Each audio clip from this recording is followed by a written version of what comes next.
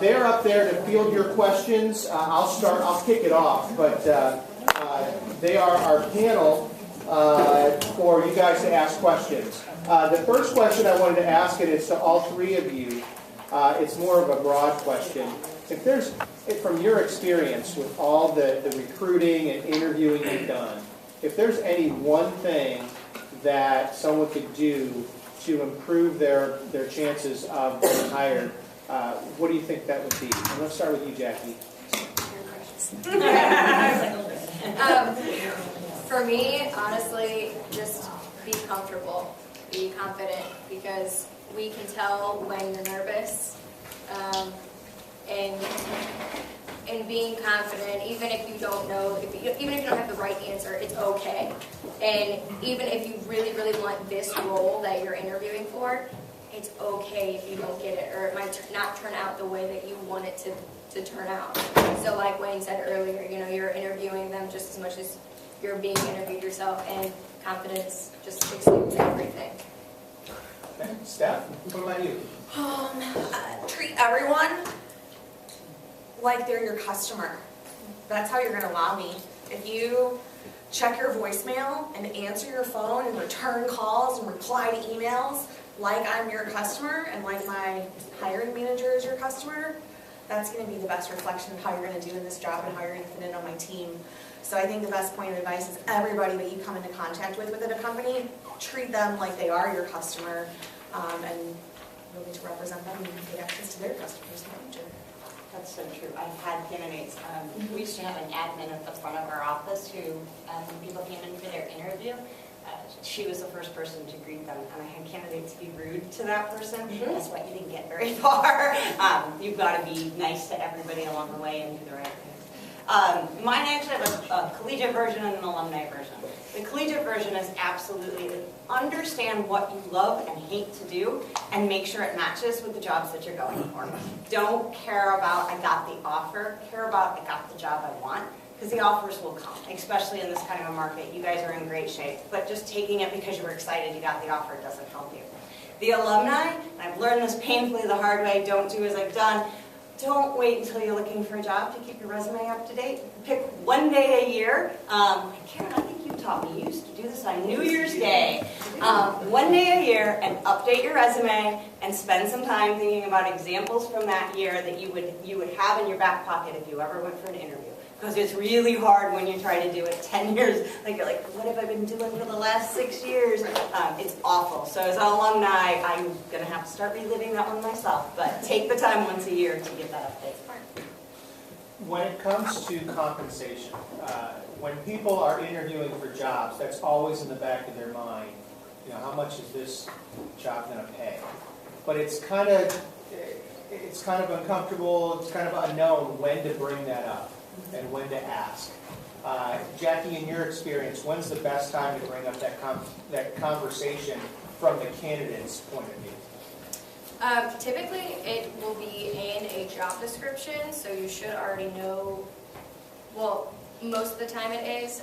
If it's not, honestly, if it's not already brought up by the interviewer, probably the end.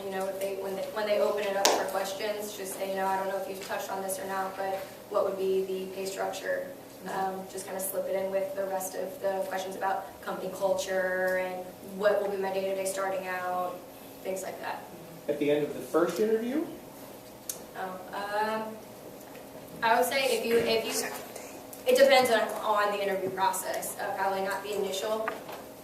Maybe by the second or third interview. Okay. Steph, in your experience, what do you say to that? Well, number one, everybody should definitely be using their technology, because great sites like Glassdoor.com are going to give you some sort of an idea, but they're not always accurate. A lot of those websites can be outdated information and regional information for different levels of pay, but at least it's something you can go for like a ballpark and start the conversation with. For the last 10 years, I've only really touched sales positions, so ask it, because that shows you're money motivated and you're going to sell.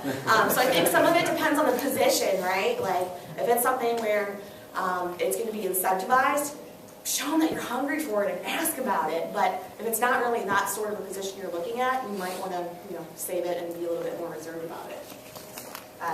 So I'd say the same thing. It depends a little bit on the position and the industry. It also depends on how much it matters to you.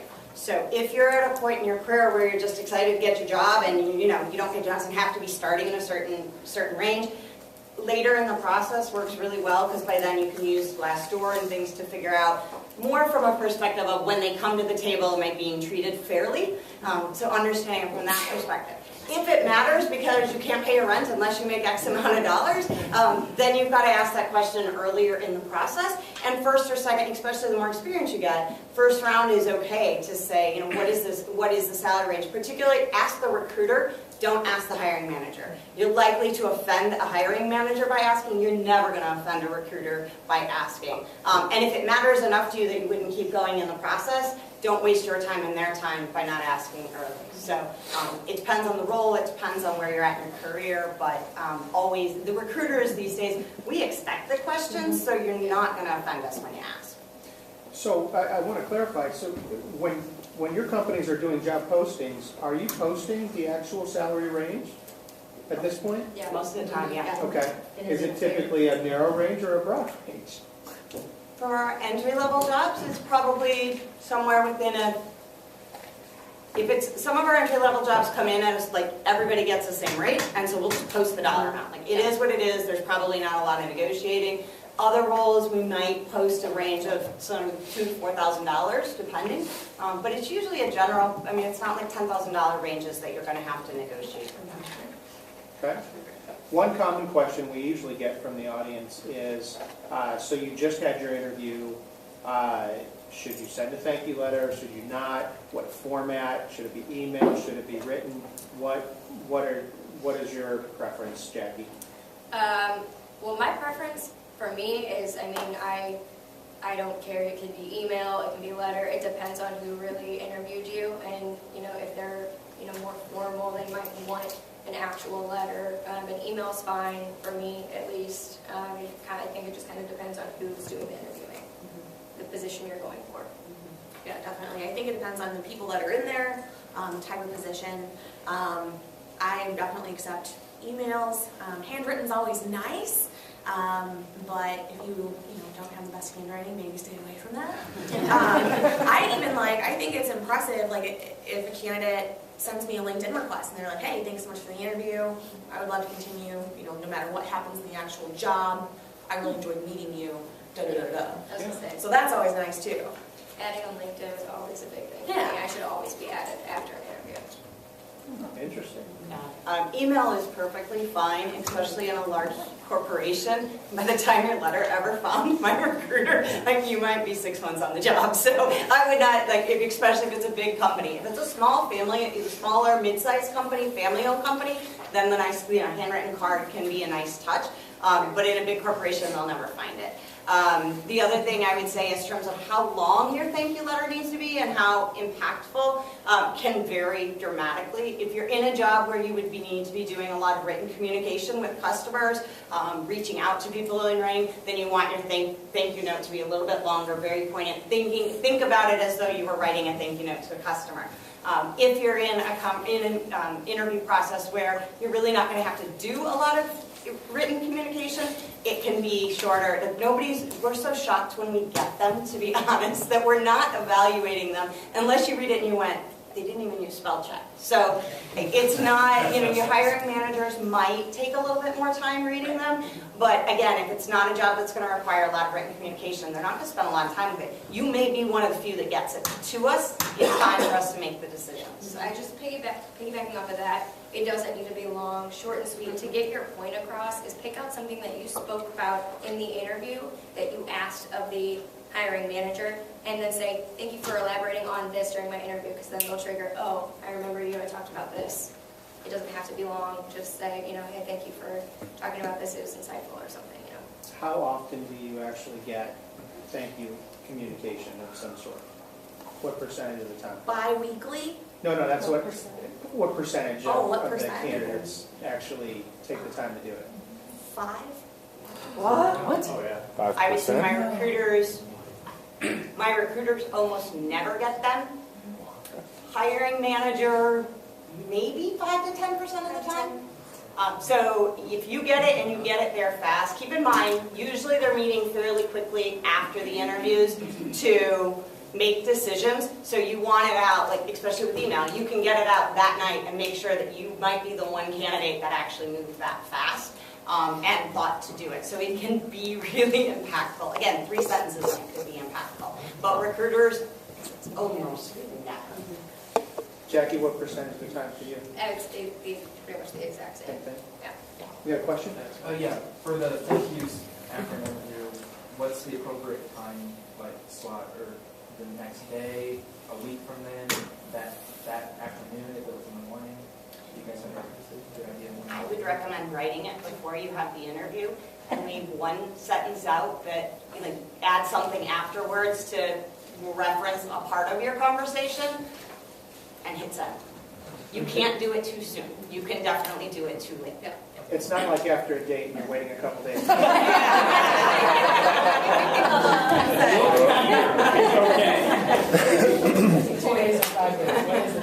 Good question. What other questions do we have? Any students or any alumni that, somebody's got a question, yes. Do you guys look at the candidates that actually do send thank you notes and consider them more than the ones that don't? I would say to Wayne's point about stickiness, if you didn't do well enough in the interview, the thank you note's not going to get you the job. But if you did well and you're neck and neck with somebody else, it could be what puts you over the top. Question here. So, being in college, I like to send out as many applications as I can. And if I get 2 interviews and I get accepted by one, but it's not my first choice, how long should I ask them to wait till, so if you're asking for a starter date, is there a lengthy period of time where I could ask if I could hold off for X amount of days? That's a great question. I wouldn't ask it in a way like, how long can I wait to tell you? I would ask, how long do I have to let you know? The other way to go about it, again, you guys might disagree with me, especially if you're in process for a company that has a large college recruiting program. So they've come on campus, they're spending time investing, they're used to working with a college student. We know you've got other things going on.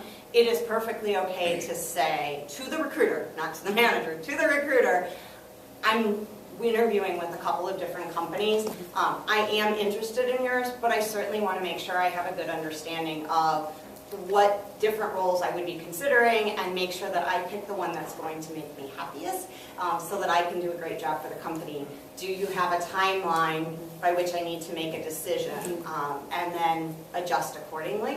And then it's okay to call the other company you're waiting for and tell their recruiter, hey, just so you know, I'm really, especially if you're more interested in that one, I'm really interested in this job. I do have another offer and I have to make a decision by X date. They will either accommodate or tell you, you know what, you're just going to have to make a decision, and then you know. I definitely echo that. So within, some companies just have deadlines for offers being valid for you to make your decision, and that's not about you, that's a national policy. So like at my company now, for a college grad, they have 2 weeks to make their decision. And if I know throughout the process that, you're looking at other places and that you have offers, that you're hopefully expecting other places that you want to look at, that's fine. I'm not going to put you in your final interview at my company until you're ready to make a decision within that 2-week time frame. So you don't even have to, you can spread out interviews as well, as long as you're forthright and just kind of letting them know. But I think that it's really important what Katie said, that you're letting all the different companies know and keeping everybody posted. We respect that. We want you to be happy. I don't want you to just start at my company and then, I don't want to spend the money and have everybody spend their time if it's not going to be a great fit. Question right here. So when you're done with your interview, and everyone knows, both I and the interviewer know the position and the job description, is it okay to ask about other opportunities within the company? Like other jobs, or is that okay to ask? Like for career advancement, or for in opposed to what you're interviewing for? Let's say I apply for an accounting position, but I'm asking for something related more to finance. Is that okay? Is it okay to make that, question if there are other opportunities? I think it depends on the interview. Early in the process, to know, how we promote from within, how we transfer to different departments, all of that, absolutely. But not so much in a hiring manager interview, because they're coming in to make a decision for their specific team only. So I think it depends on where you're at in the process. Your hiring manager is likely to make assumptions that you're asking because you're not interested in that particular job. Yes. And that gets dicey. If you find out you're really not interested in that particular job, talking to the recruiter about, hey, I've been looking at this and I'm not sure that's the right fit for me. What do you have over here? Perfectly fine. Yeah. Bill, you had a question? And this is sort of both for starting out as well as for more senior and more experienced. What would be the time frame, gap waiting to contact the recruiter or the hiring person back again after you've had an interview, it's gone well, next step? How long do you wait for saying, is it a week, 2 weeks, a month? If you haven't heard anything more, positive, negative, just nothing. If you get crickets, how long should you wait before you ping them again to say, where are we going? Is there, what's the next step? For me, during your interview, ask what is the next step and when is a decision going to be made, so you know exactly when to expect a call. And then if you don't get a call by that deadline, you're going to follow up the next day and say, hey, what's going on? Is there anything that's changed, anything I need to be aware of? And I think that from that point forward, it kind of depends on the industry and the type of position. Usually the higher level positions, they're going to take longer periods of time. And hopefully everybody's organized so nobody slips through the cracks.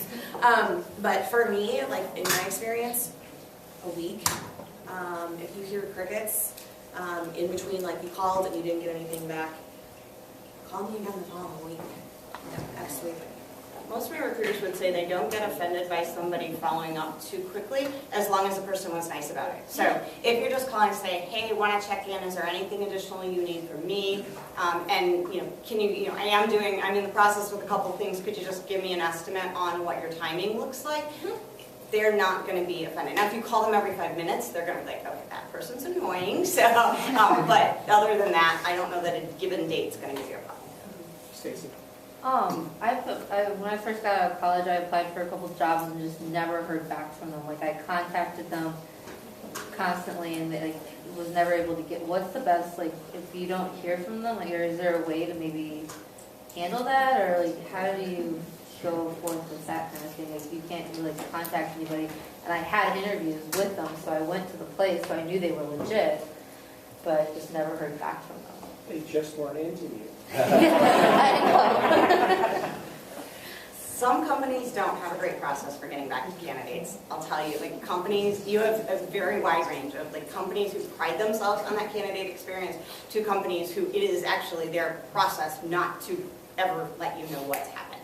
So if that's where they're at, you could call over and over and over again and you're just never going to get an answer. At some point you have to decide, is that someplace I want to work? Other places, if you touch base, check websites today. A lot of, especially for bigger corporations, the websites have updates on the website, so you can go back to your profile and you might be able to find information there, because sometimes if they've turned you down, it will change your status on your profile. So sometimes they assume that you're looking at their website to get that information. That would be one way to check. But yeah, unfortunately, not all companies are really good at candidate experience, and we're dealing with a ton of candidates. So, we get over 5,000 candidates a year. It's really hard to make sure everybody knows what's going on, so it's catch-22. We talked about how few people actually send thank yous, and I'm actually surprised it was that low. And I guess I would stress, if you don't already have that interviewer's contact information, it's very few and far between when, especially a student asks me in an interview, can I have your business card? You got to ask, because otherwise you're not going to know where to send it half the time. Preparing for the interview when you're getting applicants, how often do you receive a cover letter?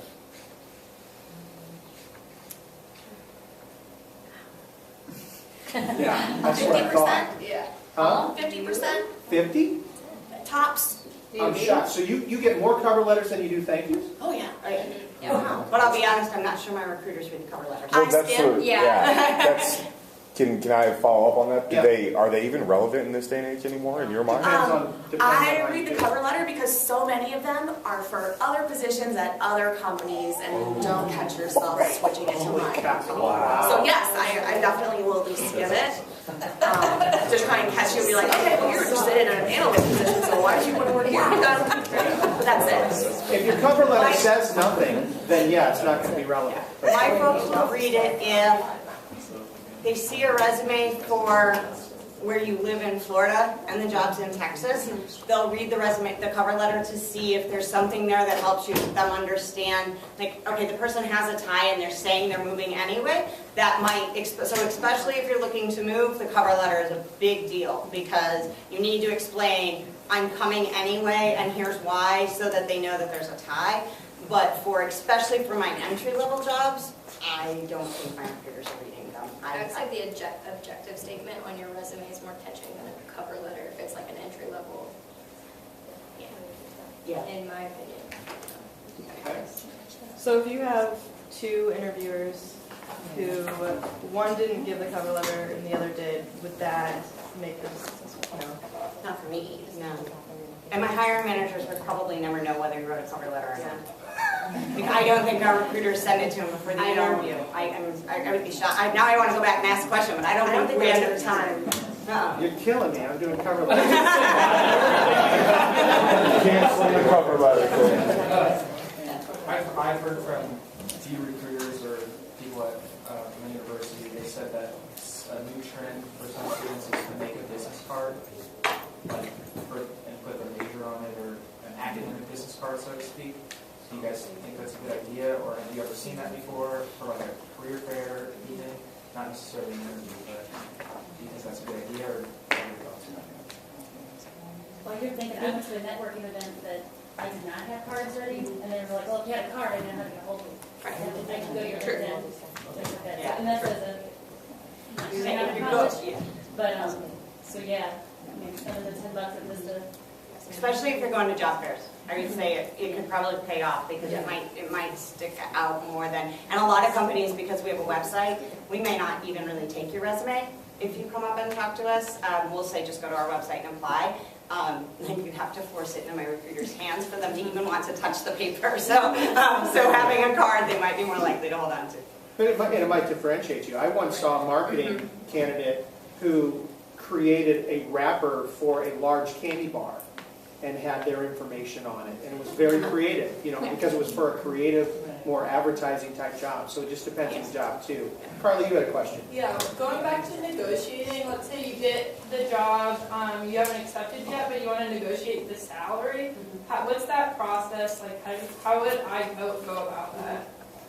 I think the first thing you do is start asking questions. Number one, if it is negotiable whatsoever, but what's all included? Do you have all the information you need about the benefits? Is there incentive pay for your performance in some way through like commission or bonuses for you independently or else for your team? Because that might be what's going to fill in what you're looking for anyways. They might already have that built into your compensation structure. So start to ask questions, and then the more that you know, you can take the negotiation from there. But everybody likes questions. It shows that you're thinking really seriously about the job. You're asking mature questions that, especially coming out of college, a lot of people aren't asking those questions about the full compensation, all the different aspects of it. Well, I will say, to add to that, Carly, when you are negotiating, and I've learned this the hard way through experience, you can't take the approach, I need this amount because I need that for my personal situation. It's got to be, I have these skills and this experience that it would make sense for me to ask for a little bit more. So it all depends on the approach you take to it too, because I've learned the hard way that the first approach doesn't work very well. Yeah, Emily. So during that compensation discussion, do you have it when you're offered the verbal or when you're offered the paper that says this is what's going on? I would say like advanced level interviews and then also during the verbal. Okay. Yeah, certainly our company uses the letter as a confirmation that we agreed that we had the same discussion. It's funny, we call them offer letters, but like everything's signed, sealed, delivered before I'm ever going to make a letter because I don't want to do it twice. So, so yeah, you definitely want to have it, like as soon as somebody says to you, like, here's your offer, you want to have that conversation if you're not comfortable. What about rounds? You know, I've read horror stories where maybe you keep pushing too much. Like, is there a point of diminishing returns where maybe after the second counter, it's either like, take it or leave it, guys, you know? Or how many's too many, you know? If you offer and we say, well, what about this? And then where's the cutoff? I would say, especially from an experience perspective, you've got to get a feel for how the conversation is going. You're going to tell if they, it's like buying and selling a house, right? You're going to tell if you're starting to hit the point that you're driving them crazy. And also it depends on how creative you can be. So if you've countered with salary and they come down but they can't, or they come up, you don't want them coming down. They come up but they don't come quite up as far as you need, and you really are like, no, I need something. See if there's a way to negotiate some other part of it so that you're not just saying, no, I really said 68. Like, you need to be saying, well, you know, can we talk about, is there a vacation, you know, something else that might matter to you that they might be able to make adjustments for. That's another way to keep the conversation going without being kind of annoying. But make sure you're getting to, here's my skills and abilities, this is where I'm at today, this is how it compares to my current compensation, those kinds of discussions. Yeah. Last question. Wendy, you had your hand up first. So. Thanks. I have this fear that there's a stack of 350 resumes, and they're going through some OCR scanner that's pulling up keywords off of my resume. And I want to put on my resume that I'm really good at these skills, like compromise, getting people to compromise, and those kinds of things. Do those scanners exist? Are they being used? Is it more on the website and the profile that you're setting up there, and your LinkedIn, and all the keywords are coming from your LinkedIn? And even so, or are we looking for nouns? Hold on, ladies. Melissa, are you going to cover that or not? No, they can take it. It's fine. Okay. Katie, you got it. I know. So I think she set me up for a softball here. First and foremost, there is no stack of resumes. My recruiters will not touch a piece of paper. There's no stack of resumes. It is all in a database, and they are running searches on it. They're absolutely searching on keywords, and your resume is often ranked based on keywords that you use when they're running those searches. There are words that are important keywords in every industry that sometimes don't fit naturally into the sentences in your resume. The trick is, in the footer section of a Word document, you create a footer, and you add those keywords in the footer, and you put them in white font. It will not show in the ATS, and it will come up in the resume search. They have to be legitimate words, but like legitimate things you can do. But that's how you get the search engine score. Sentences or just buzzwords? Buzzwords from the job description. From the job description. What's that? How do you know what the buzzwords are? Typically go through lots of job descriptions from different companies for the types of role that you're looking for, and look for what are the words that you're seeing consistently on that trend of job descriptions. And those are the words that, if they don't naturally exist in your resume, need to be in the footer. Just put them in white font. That way, even if you just print your resume and bring it with you for your interview, like, it's not going to show up. Nobody's ever going to see it. Nobody's going to know it. But the search engines will pick it up. And it'll pick it up on Indeed, and it'll pick it up on LinkedIn. So it doesn't have to change from company to company. It'll just drive the search engine optimization. I've always thought that one tip was worth the day. So thank you very much, ladies.